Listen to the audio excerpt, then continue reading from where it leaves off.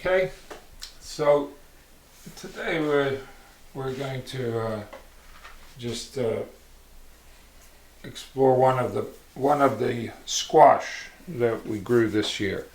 So this year we had a very late planting on purpose. We had other things to do, and we wanted to plant late so that the squash would keep well into the year. So we have a variety of squash, and there's a bit of unusuality to them. There's all different shapes and sizes, from the regular little butternut type shapes to pumpkinish shapes to green colors and buff colors like that.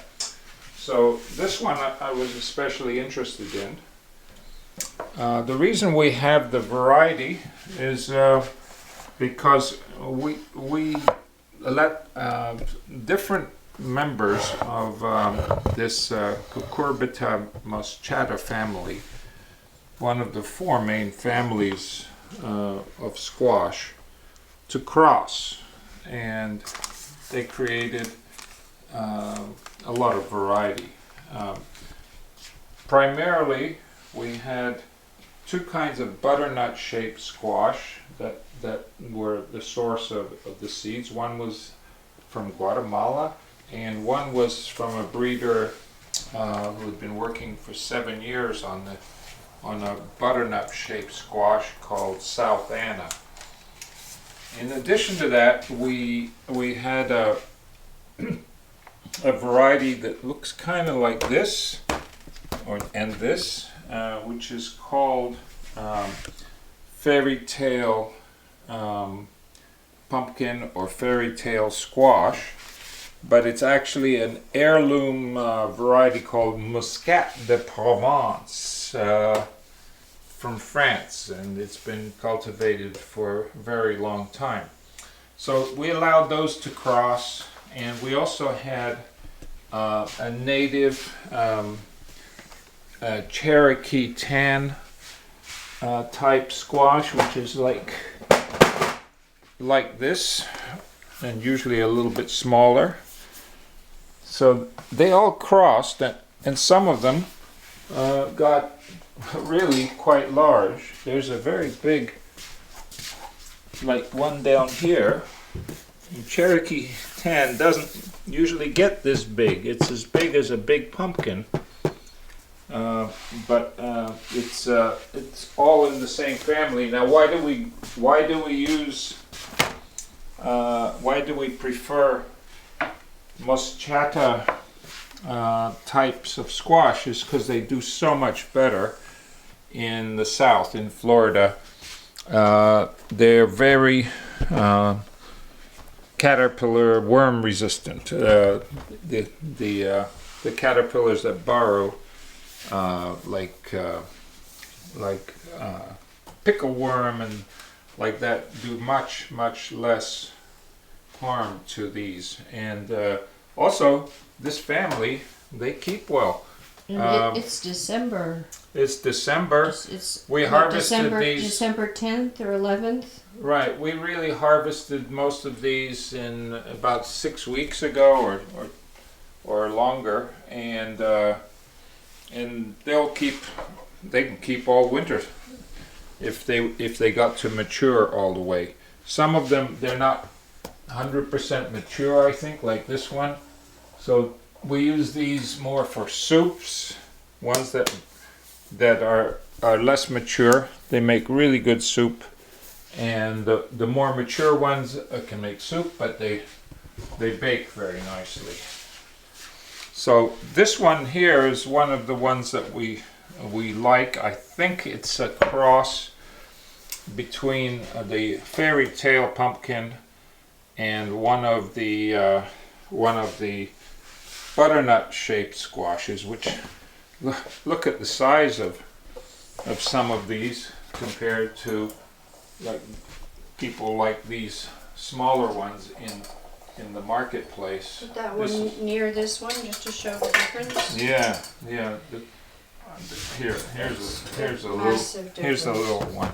Yeah. So we don't mind the big ones. They don't sell them in the market because people prefer ones that are easy to use. This is a regular market shape squash, but we like the variety, and these long necked types like this one didn't 100% mature. This is the color when they're fully mature.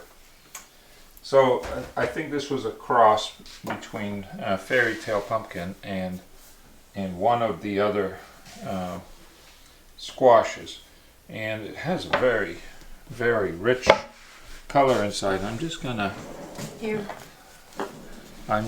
cut that, and we'll have a look inside. We're gonna save the seeds from this. This was a very dark, rich green earlier, and it's turned and with white, almost white striping, but over about the last month it's darkened up and gotten this orange tone underneath, or brown tone.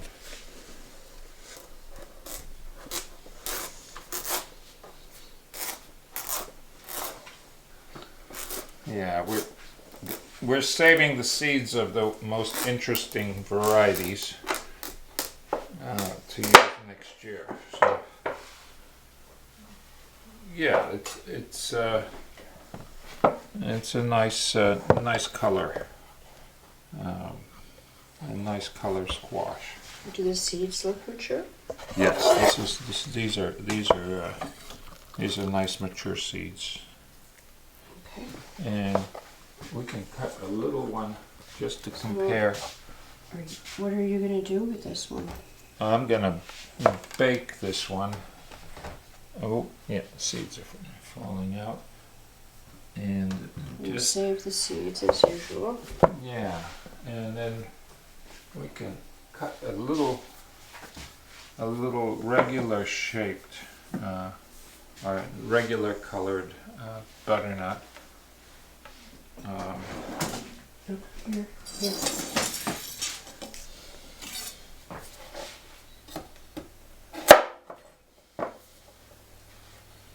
Just for contrast on the color.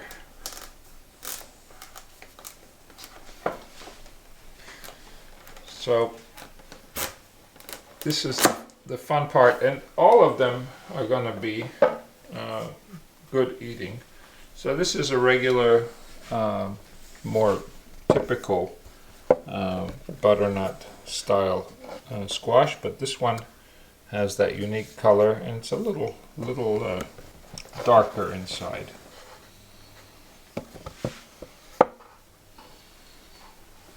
Okay, we won't mix these two seeds. Keep them separate. Okay, so that's our fun.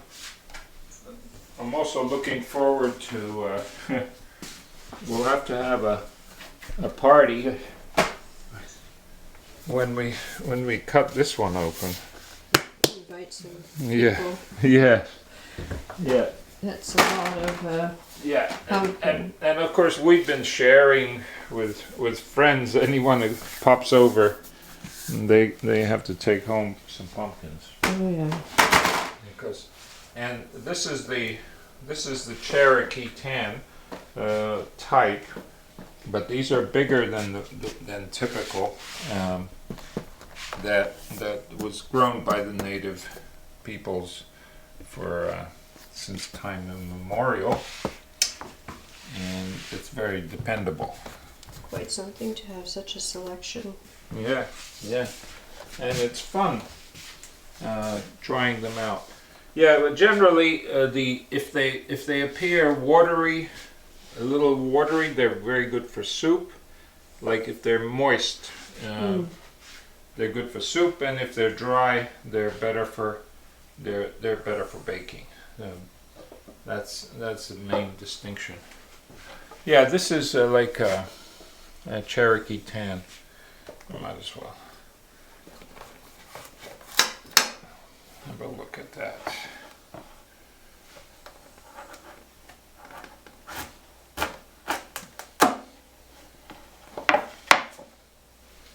Yeah, so that's a Cherokee tan. And you can see how they're all in the same family, even though they have different shapes and sizes. They kind of have a, they're still in the same species. Okay, I think that's about it. We're going to bake this. Thank you very much. We're in the northern part of Florida, about 2 hours north of Orlando, and these were all grown here on the land. Yeah, and I recommend that squash is one of the vegetables that everybody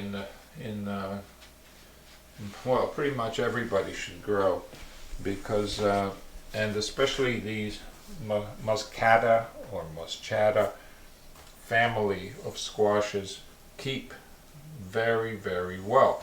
Some of these will keep a whole year. So Was it a challenge for you to maintain the plants and care for them? no, they're relatively pest free and fungal resistant. Much easier than growing other types of squash and pumpkins. And if you harvest them when they're very young and green, you can use them like you would a zucchini, and you don't need to peel them at all. They're very, very tender. So there's really no need to grow these short production zucchini type squash, or unless one wants, or the difficult to grow pumpkins that often get disease from and attacks from pests. So these are very easy to grow, and they keep well. Yeah. Yeah, and nowadays squash is $1.79 a pound in the market. It's ridiculous. U.S. dollars. Yeah, U.S. dollars. That's what we're seeing here locally, and that's non-organic. I mean, Yeah, as far as the selling. Yeah, just regular the market. regular squash is $1.79. You get one of these squashes here, and that's like just a medium-sized squash. You're talking $16, $18 sometimes. That's so it's well worth sticking some seeds in the ground, watering them, putting a little compost, and the reward far exceeds the effort. Yeah, this is going to be. These long neck ones are great because you just get solid slices all the way down, and then you get that can be broken up for they're very easy to deal with. That's massive. Okay. Well, thank you very much. Okay. Thank you.